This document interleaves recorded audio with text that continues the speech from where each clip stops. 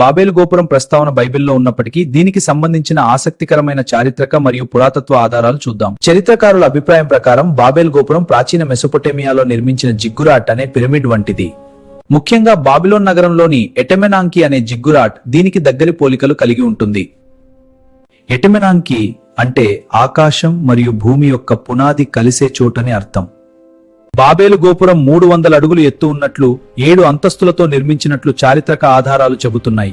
ఆ కాలంలో మెసొపొటేమియాలో రాళ్లకు బదులుగా కాల్చిన ఇటుకలను మరియు అడుసుకు బదులుగా కీలును ఉపయోగించేవారు. మెసొపొటేమియాలో జరిపిన పురాతత్వ తవ్వకాల్లో దొరికిన ఇటుకలపై అప్పటి రాజుల ముద్రలు కూడా ఉన్నాయి.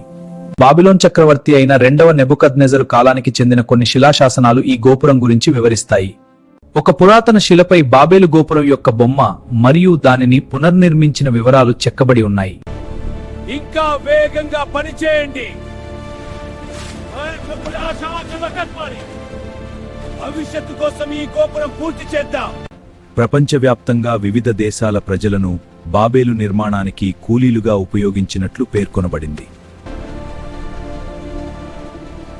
వివిధ ప్రాంతాల నుండి ప్రజలు ఇక్కడికి రావడం వల్ల అనేక భాషలు వాడుకలో ఉండేవి.